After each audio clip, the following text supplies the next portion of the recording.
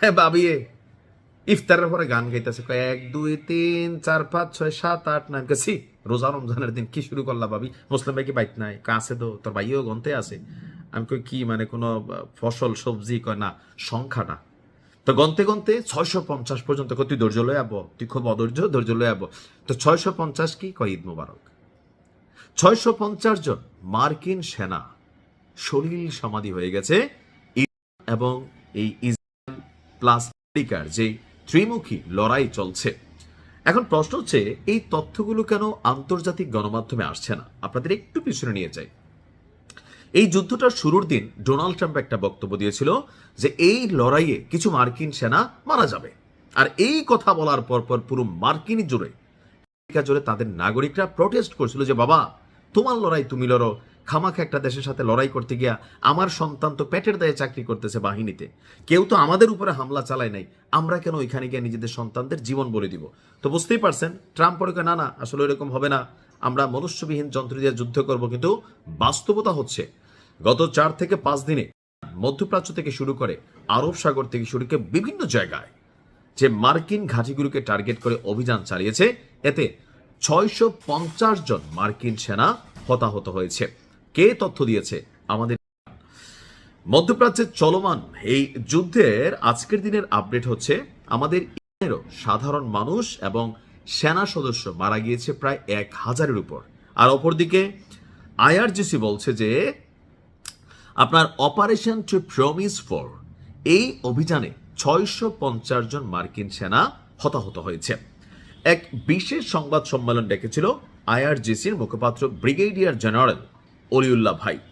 তিনি বলছেন যে পারস্য উপসাগরীয় অঞ্চল জুড়ে যেই মার্কিন সামরিক ঘাঁটি, যুদ্ধ জাহাজ, যুদ্ধ বিমান, দূতাবাস, মধ্যপ্রাচ্য জুড়েও যেই স্থাপনাগুলো আছে, প্রত্যেকটি জায়গায় ইরান অপারেশন টু প্রমিস অভিযান চলমান রেখেছে।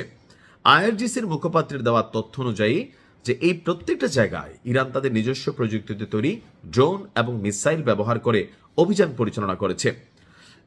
ইরানি ক্ষেপণাস্ত্র এবং ড্রোনগুলো বাহরাইনে অবস্থিত মার্কিন 5ম নৌবহরের সদর দপ্তরে বারবার সফলভাবে আঘাত করেছে।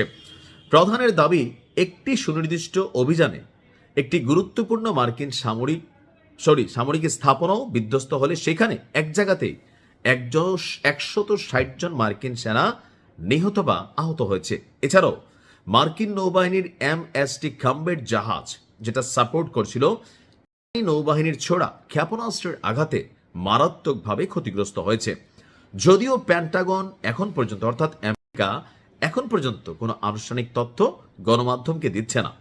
ব্রিগেডিয়ার জেনারেল বলছেন, ইরানি নৌবাহিনীর প্রবল আক্রমণের মুখে মার্কিন বিমানবাহী রণতরী USS আব্রাহাম যেই এলাকাতে এতদিন ছিল, সেই এলাকা ছেড়ে সে পালিয়ে যেতে বাধ্য হয়েছে।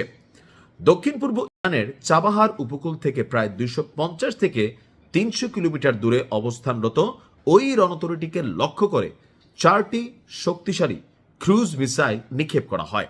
আর এর পরপরই বড় ধরনের ক্ষয়ক্ষতি এড়াতে এয়ারক্রাফট ক্যারিয়ারটি দক্ষিণ পূর্ব ভারত মহাসাগরের দিকে পিছু হটে। অর্থাৎ আমরা যেটা দেখতেছি প্রতিদিন আন্তর্জাতিক গণমাধ্যম, ইরান এটা সেটা, আমি কিন্তু এসব নিউজ দেই না।